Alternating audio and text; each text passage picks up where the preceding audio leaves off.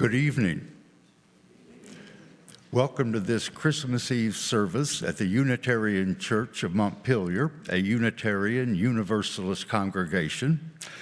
I am your worship associate this evening. My name is Tom Shurston, and my pronouns are he, him, and his. We are glad you are with us this evening to celebrate this holy time of Christmas with lessons, carols, and candle lighting.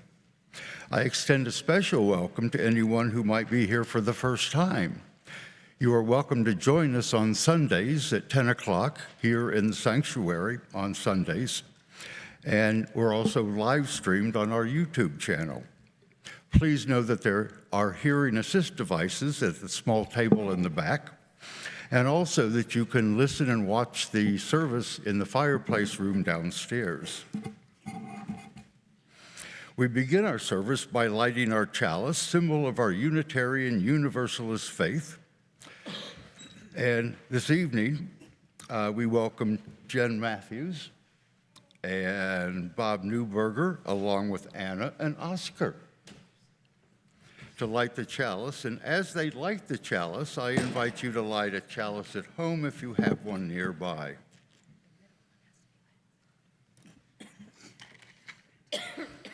We light this flame, an enduring symbol of our collective commitment to lead with truth and compassion. We are also lighting the central candle of the Advent wreath. 4 candles have already been lit for hope, peace, joy, and love. This final central candle flame and the flame of our chalice celebrate the birth of light into the world, a light that shines even in the darkness. We light these flames in awe and gratitude that this same light of love and peace is inside each of us, filling our hearts and touching those around us. And please know that when we start singing, the words for the carols and responses are on the back of your order of service.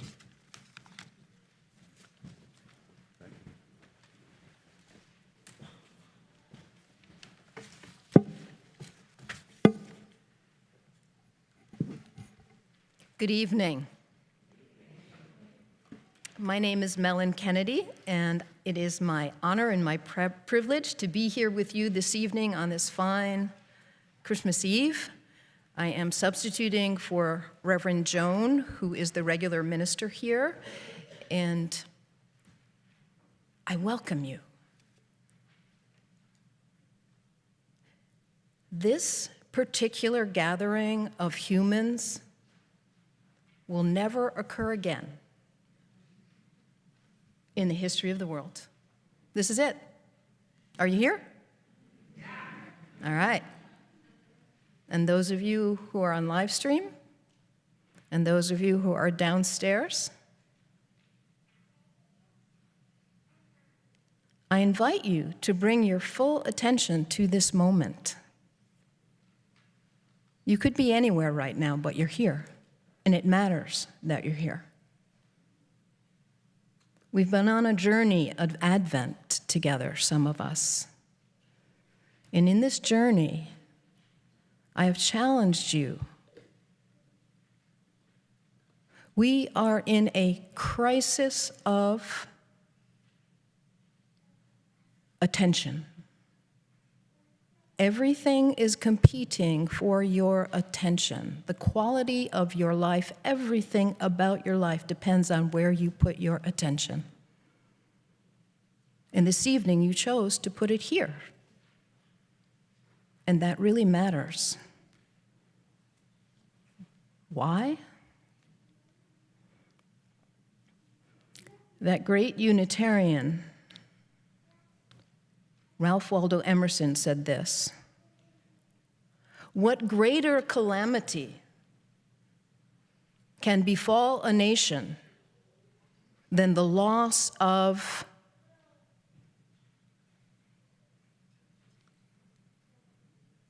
worship?" Gotcha. You weren't expecting that. But I think he's right. I've meditated on that phrase for 20 years. Look at the state of worship. Look at the state of our congregations.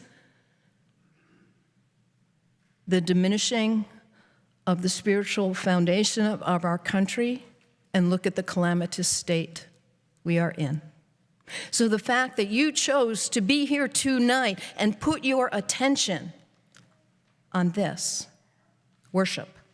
Worship means shaping what is of worth rather than being shaped. Most of us are just being shaped constantly. Something's grabbing our attention and pulling us here and pulling us there. The latest crisis, the latest fad, blah, blah, blah. We're living at the end of somebody else's algorithm, and I say, stop, come home to yourself. Shape your own life. And the fact that you stepped into this sanctuary tonight is a very important step in your life. Whether you come here every Sunday, once a year, or maybe this is the only time, because you are participating in shaping your life on this night of all nights, this grand night. So thank you for being here, and thank you for participating. Emerson said, "What greater calamity can befall a nation than the loss of worship?" Well, what greater blessing can uplift a community and a nation than the restoration of worship? That's what you're doing. You're bringing your full presence, your attention here to take in the beauty that has been created for you by all of these loving people who want you to leave hopeful, nourished, and return to your world, shaping it in a form that is worthy of who you really are. So welcome, my dear friends, welcome to this historic event that will never happen again in the world, and you are here making it holy with your attention. Thank you. So come on in. We're going to sing, "Come, all ye faithful, all ye hopeful." You're welcome to join in. The words are on the back of your order of service. You can stand in body or spirit. Here we go.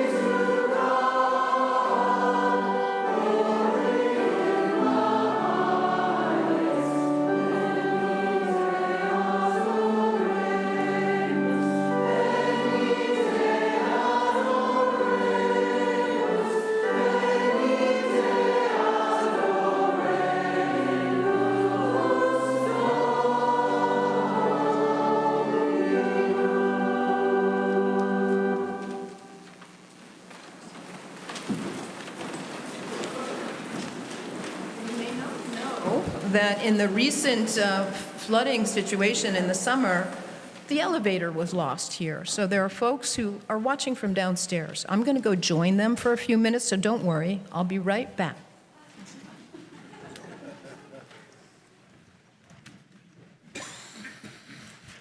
And it came to pass in those days that there went out a decree from Caesar Augustus that all the world should be taxed. And this taxing was first made when Cyrenius was governor of Syria.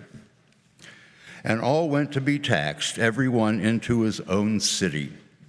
And Joseph also went up to Galilee, out of the city of Nazareth, into Judea, unto the city of David, which is called Bethlehem, because he was of the house and lineage of David, to be taxed with Mary, his espoused wife, being great with child. And so it was, that while they were there, the days were accomplished that she should be delivered. And she brought forth her firstborn son, and wrapped him in swaddling clothes, and laid him in a manger, because there was no room for them in the inn. And there were in the same country shepherds abiding in the field, keeping watch over their flock by night. And lo, the angel of the Lord came upon them, and the glory of the Lord shone round about them, and they were sore afraid. And the angel said unto them, Fear not, for behold, I bring you good tidings of great joy, which shall be to all people. For unto you is born this day in the city of David a Savior, which is Christ the Lord. And this shall be a sign unto you. Ye shall find the babe wrapped in swaddling clothes, lying in a manger. And suddenly there was with the angel a multitude of heavenly hosts praising God and saying, Glory to God in the highest, and on earth peace, goodwill toward men. And it came to pass, as the angels were gone away from them into heaven, the shepherds said to one another, Let us now go even unto Bethlehem, and see this thing which is come to pass, which the Lord hath made known to us. And they came with haste, and found Mary and Joseph and the babe lying in a manger. And when they had seen it, they made known abroad the saying which was told to them concerning this child. And all that they heard, it wondered at those things which were told to them by the shepherds. But Mary kept all these things, pondered them in her heart. And the shepherds returned, glorifying and praising God for all the things that they had heard and seen, as it was told unto them.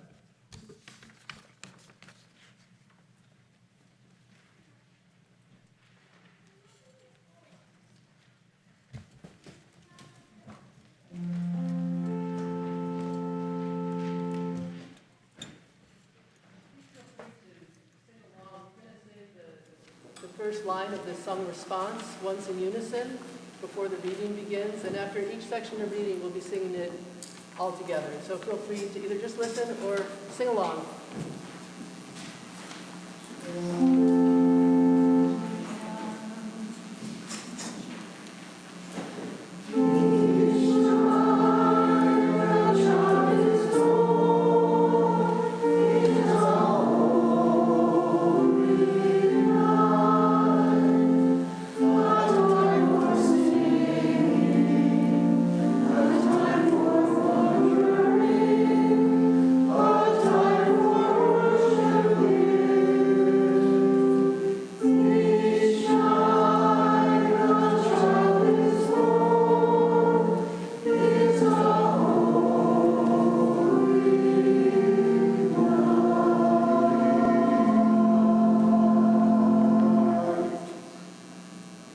For so the children come, and so they have been coming, always in the same way they come, born of the seed of two souls.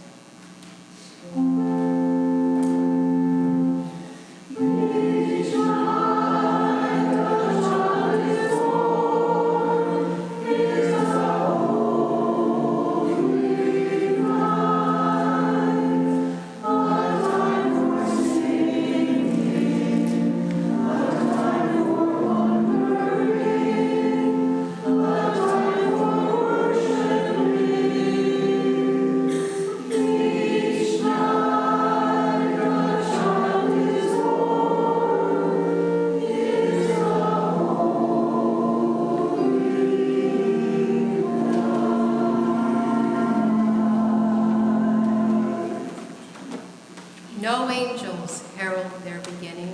No prophets predict their future courses.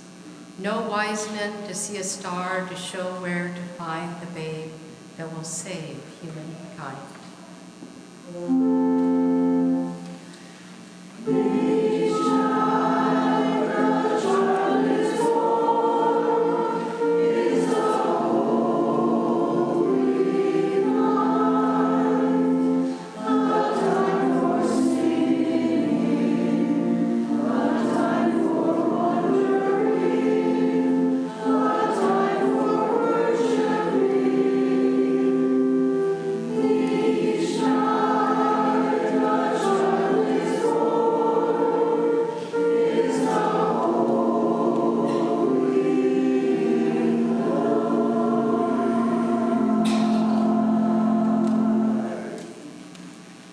Each night a child is born is a holy night. Loving parents, sitting beside their children's cribs, feel glory in the sight of a new life beginning. They ask, where and how will this new life end?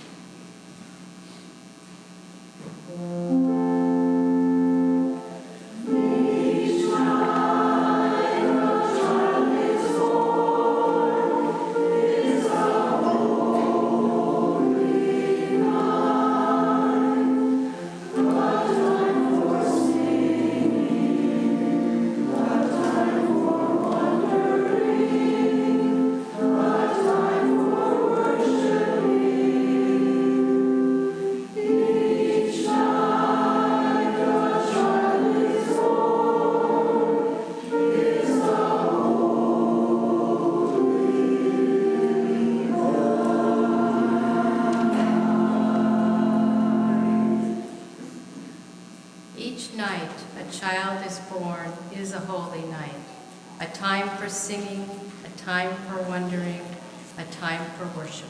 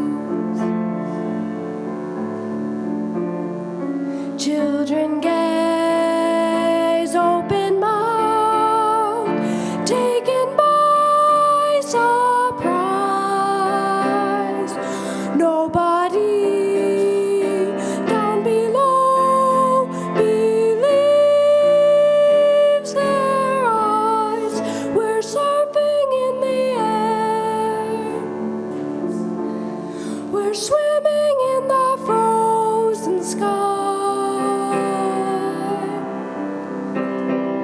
We're drifting over icy mountains floating by.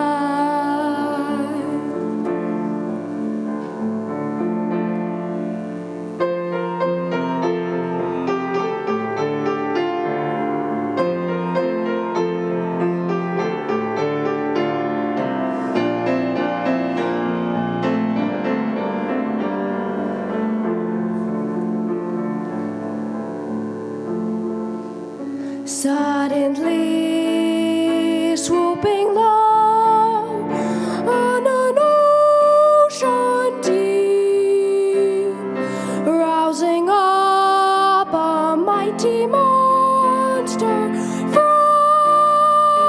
his sleep. We're walking in the air, we're dancing in the midnight sky.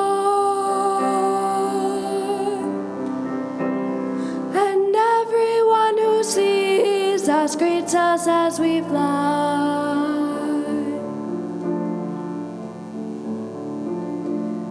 We're walking in the air. We're walking in the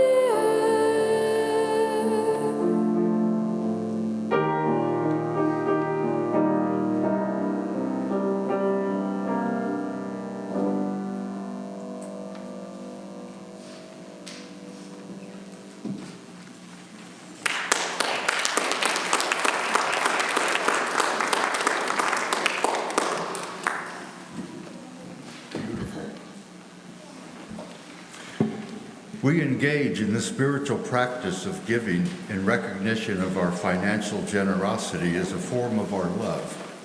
The entire collection this evening will be going to Good Samaritan Haven, which is Washington County's homeless shelter network.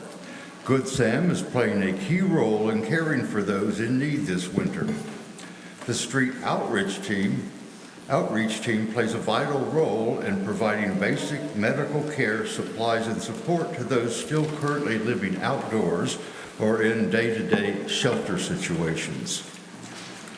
Good Sam is grateful for this congregation's ardent support of this work and invites your personal involvement in both professional and volunteer roles to live out your values in the community. The pouch at the end of the pews at the side aisles can be passed toward the center aisle to receive your offering. You can also contribute online. Go to ucmvt.org, click on the word donate in the main menu, and you'll be taken to our online giving page where you can select Give to the Christmas Eve offering. Thank you for your generosity in its many forms. And we're about to enjoy a musical offering by the choir entitled When the Song of the Angels is Still, and it's reminding us that when the hoopla and hustle and bustle of Christmas is over, that's actually when the work of service begins.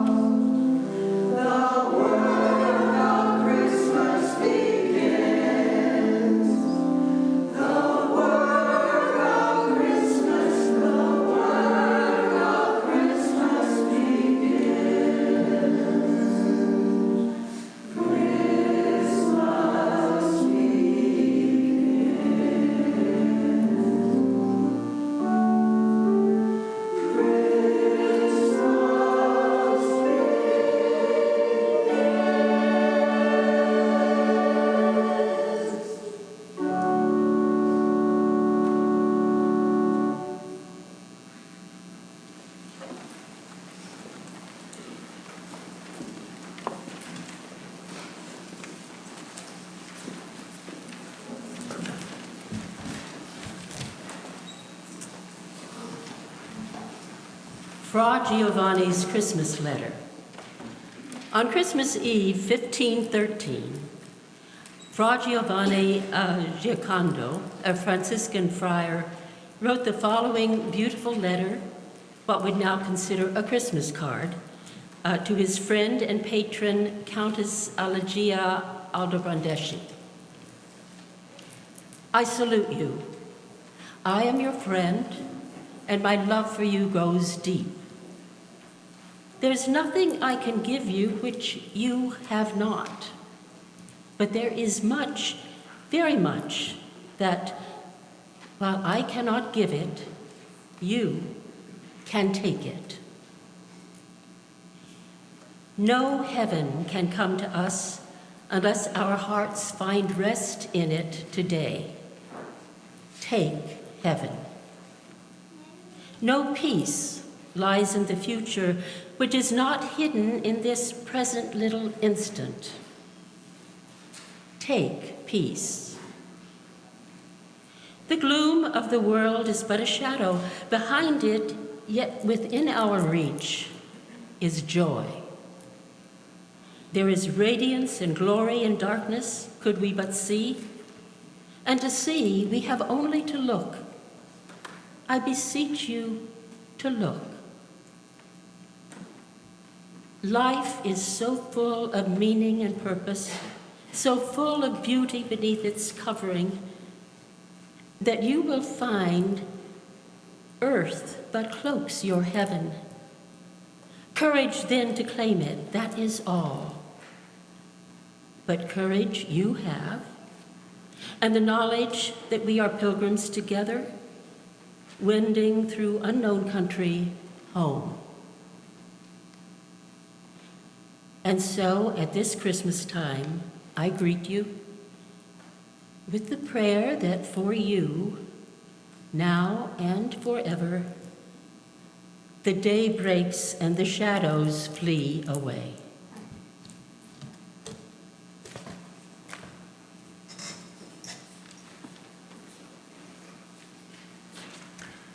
Would you now please rise in body and spirit for singing In the Bleak Midwinter?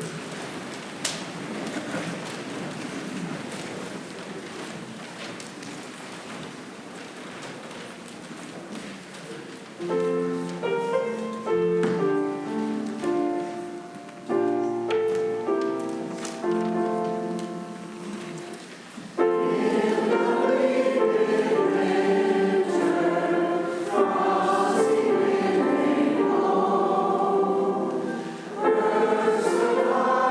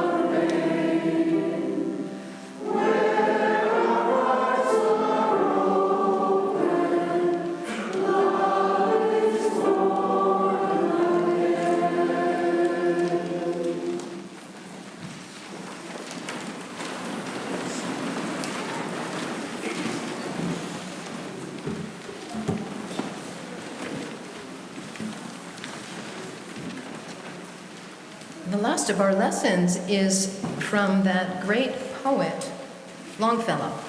And this was written during the Civil War. Longfellow had lost his wife to a tragic accident. The Civil War was raging. The country was polarized.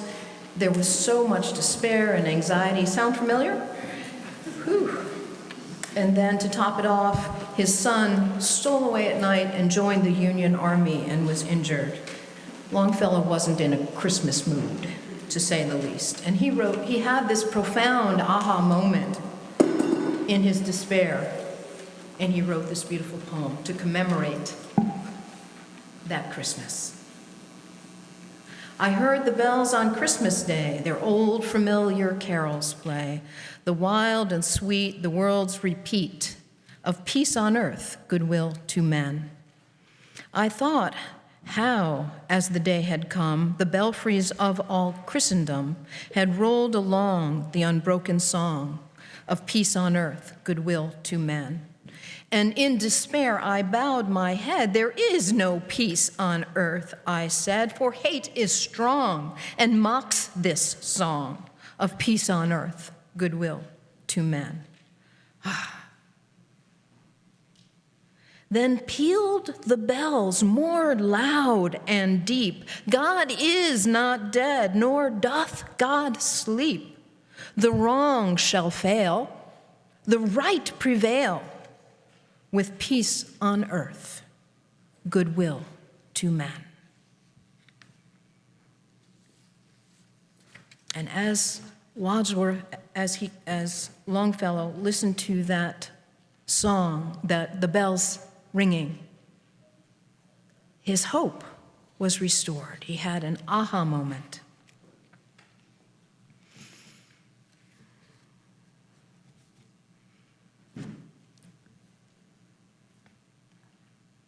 So, as in other times in history, we are in a time of turmoil, aren't we?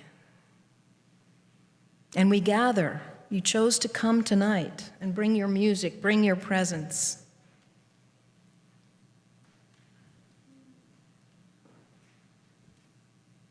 Against all odds, I believe it's a great time to be on planet Earth. I really do. It's a time of opportunity.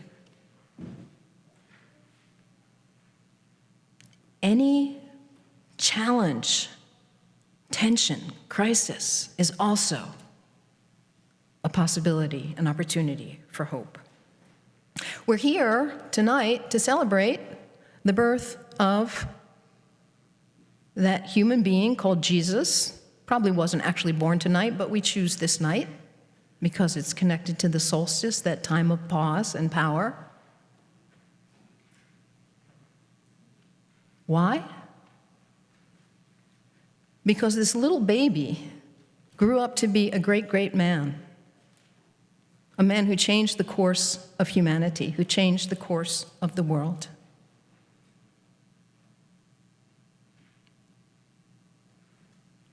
I said a few minutes ago that we are in a crisis of attention.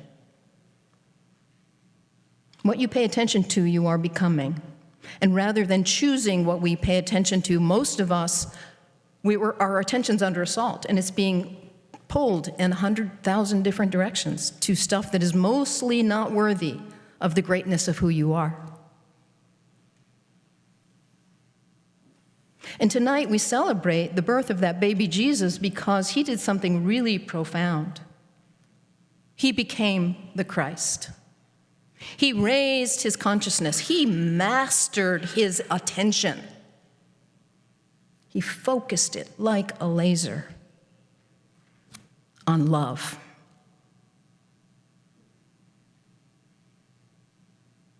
And what he said when he grew up and became a man and started speaking and people started listening to him, what he said is, hey folks, you will do even greater things than me. The story of Jesus, his birth and his life, his miracles, his power, his way of being, didn't end with him. The point is you. We heard that beautiful piece, each time a child is born is a holy night. The night you were born was a holy night. Do you believe it? Believe it. I am entreating you to recognize how important your life is, my dear friends. Just like Jesus, just like the great heroes who have gone before us, the spiritual heroes, you have the potential of Christ consciousness. Jesus achieved it. He broke through a human barrier and showed us that you can too. I can too.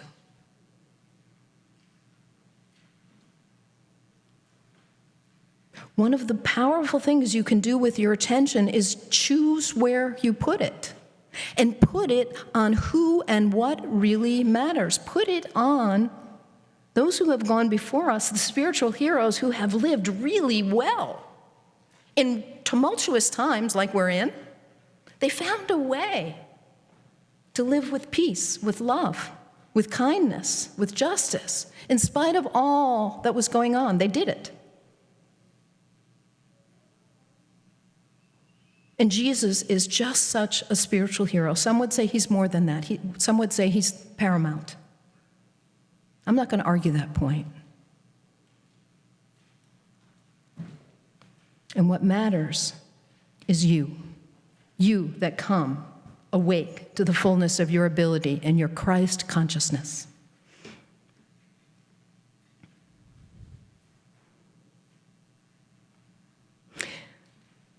There is another great teacher, Thich Nhat Hanh, in the Buddhist tradition, who said, the next Christ who's coming, the next Christ is going to be a community. Not an individual, but people who come together and make the impossible possible.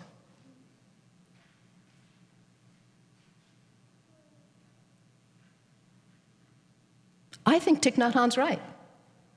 I'm not waiting for the next Christ. I'm waiting for all of us, and doing my best to foster myself and all of us to wake up and be the next Christ and bring something new to our beautiful and broken world that needs healing, hope.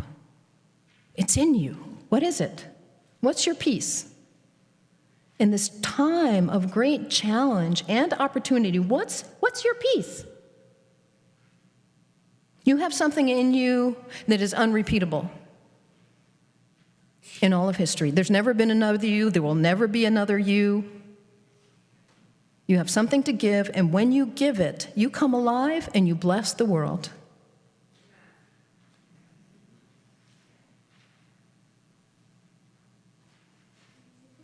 Do you know what it is? I'm going to tell you a short story.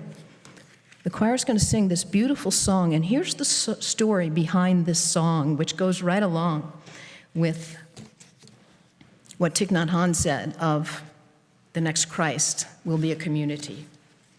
So this story takes place in 1843, 180 years ago, in a small town near Montpelier, France, that is, not Vermont. And there's a man by the name of Monsieur Adams, he's a wine merchant in his town, in this little town near Montpellier, and the priest in the town, Monsieur Adams, he's a devout Christian. The priest says, "Hey, can you write a Christmas carol for us, a Christmas song?" He likes to write, so he comes up with something, but he doesn't have the music, and so he collaborates with his Jewish friend, I got their names confused. Monsieur Capot is the writer of the song, and Monsieur Adams, his Jewish friend, is a composer. He's a famous composer in that little town near Montpelier, and so he writes the tune to it. And the priest and the people in the town listen, and they're like, "Whoa, that is a great number!" And it's popular, and it's called Le Cantique de Noël, the little song of Christmas. And it spreads, and it spreads, and it's all over France, it's all over Europe, they love it. But then something happens, a technological revolution. It's not AI, it's not cell phones, it's not Wi-Fi, but something happens that causes great disruption. Sound familiar? The Industrial Revolution. And the people in this little town near Montpellier, they're suffering. The common people are suffering and getting poorer as the businessmen, the great leaders, the church are getting wealthier. Sound familiar? And our dear friend, Monsieur Capot, who was the devout Christian who wrote this song, he is despairing. He's like, hypocrisy, I've had it. I'm done with the church. And before you know it, he gets canceled. The Pope sends out an edict, sends out an emissary, and says, no one can sing the Cantique de Noël anymore because it was written by a Jew and an atheist. No such Christmas carols are allowed. And the people in this little town near Montpellier, they're like, what? You're telling us we can't sing our favorite Christmas carol because it was written by a Jew and an atheist? The message of this carol is that the law of God is love. The message of this carol is that the true gospel is peace. You can't ban peace. You can't ban love. We're going to keep singing. And they resist. And they listen to their heart, and they keep singing the song that they love. And it spreads, and it spreads, and it spreads. And before you know it, there's a visitor from the United States who hears the song. He's a minister. Reverend Dwight is his name, and he's an abolitionist. And he loves, there's a special verse in the song about freeing the captives, about letting go of the chains. And he's like, wow, that's a great song. And so he decides to translate it. He translates it into English, he brings it to the United States, and it catches on here. And it spreads and it spreads, it spreads to Canada. Folks love this song, even though it's been banned. People keep singing it. Even though the writers have been canceled, people keep singing it. And then fast forward a few decades to 1907, there's a new technological innovation, the radio. And somebody has this idea. We could create a radio show. Never been done before. And so on Christmas Eve, on 1907, this person, Reginald Fessenden, inventor from Canada, creates the first radio show. And the first thing read was the piece Tom just read, the Gospel of Luke. And the first piece played, our inventor friend from Canada was a fiddler. He played this song, O Holy Night. Cantique de Noël in English, when it was translated by Reverend Dwight, is O Holy Night. So here's this song that has a power and a life of its own, and it passes through the creative hearts and minds of many, many people. Christ didn't come in the form of one person, Monsieur Capot. No. It came in the form of community, people who carried this message of love and light against the powers that be that would silence them, against banning, against despair, against technology that was disruptive. Sound all familiar? Here we are. This is a great time to be on planet Earth. In a way, it's not new, and yet it is. So what is your particular part in creating this new birth? Love is being born again right now in you. What is it? And who is your community? You can't do it alone. Who are the people with whom you can collaborate and carry the message across languages, across continents, out into the airwaves? A message of love and hope and peace that people need.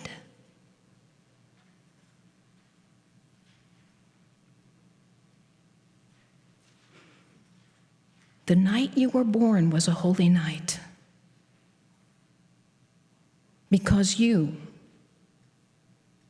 like Jesus, have the power to develop Christ consciousness, a power of love that transcends all barriers and limitations. That's the truth. Do you know this about yourself? You're the Christ we're waiting for. And you all together, we all together are the Christ we all are waiting for. So let's hear this beautiful song that the choir's been working on. The first verse will be in French. Ooh la la. Here we go.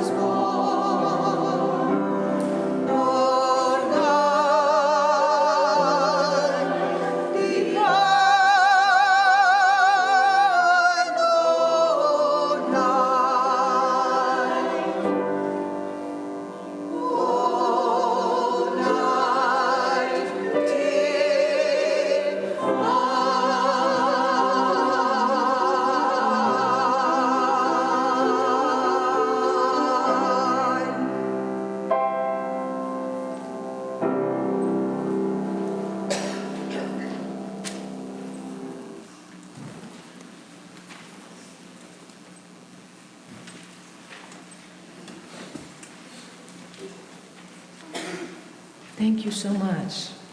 That was beautiful, just gorgeous. So join me for a time of prayer and meditation. Gracious God, God is the source, the one known by many names. Thank you so much for this Christmas Eve. Thank you for this opportunity for us to be together, creating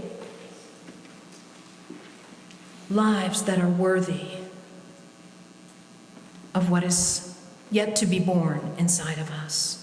Thank you for this opportunity to shape our lives in a form that is what is of worth, to worship together. Open our hearts, gracious God, gracious source. Open our minds, open our bodies to receive your light and your love. Dwelling within us is the innate Christ consciousness. May we nurture it so that we may shine forth your power, your beauty that dwells in each of us. Wake us up from our stupor.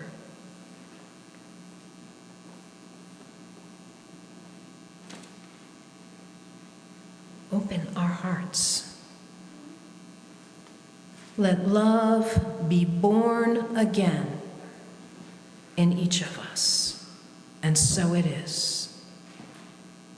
Join me for a minute of silence.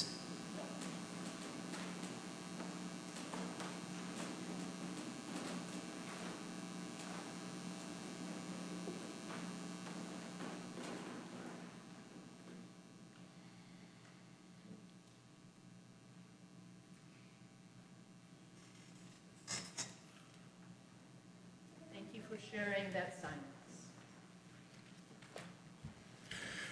With the passing of the winter solstice, the days will be slowly lengthening, but we are still very much in the season of winter darkness. Yet it is a fertile darkness, a place in which courage, strength, peace, and love are born. It is in this darkness that we hold on to the hope that light will return. In a moment, light will be passed throughout the sanctuary from one person to the next as we pass the flame from candle to candle. The candle already lit should remain vertical while the candle seeking to be lit approaches from the side. There's less dripping that way. If you are joining the service on our live stream, I invite you to light a candle wherever you are. In the darkness, let us know the gift of each candle bears: a small flame, a flickering light, the wondrous gift to kindle another's glow. Let us be in awe at this moment as we each take up the flame, as the light envelops this room and connects us one to the other, and as hope for peace and goodwill fill this night.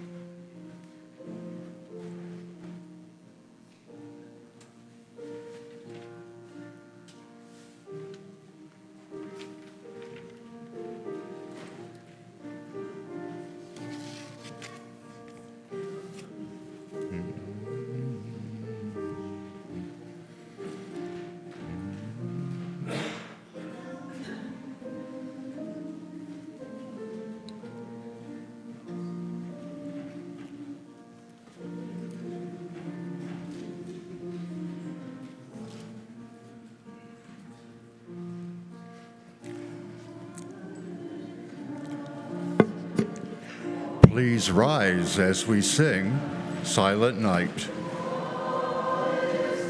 Come, all is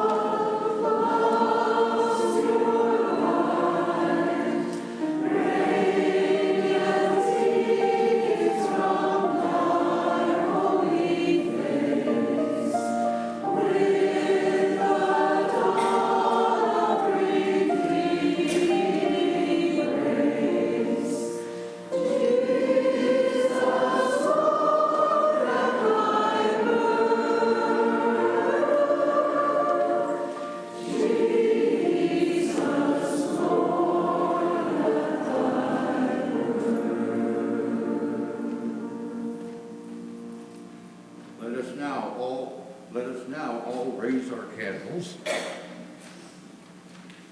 lifting up the light and taking in the breathtaking beauty of this room made bright with each of our small flames. Look up and see the reflection of the flames flickering in the chandeliers above. Breathe into this magic moment and rest in its beauty.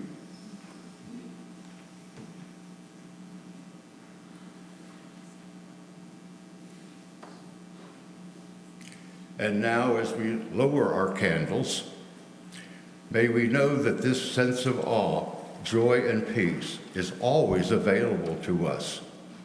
May the awe, joy, and peace be with us this Christmas season and all year round.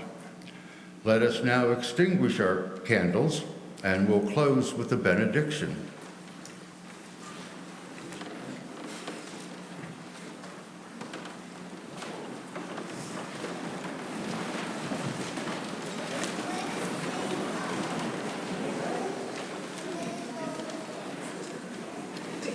If you have found community here, treasure it. If you have found challenge here, and I hope you have, go and sit quietly with what is stirring in your own heart. And if you have found hope here, bring it out into our broken and bruised world that needs you awake, and your own Christ consciousness. May it be so. Blessed be. Amen.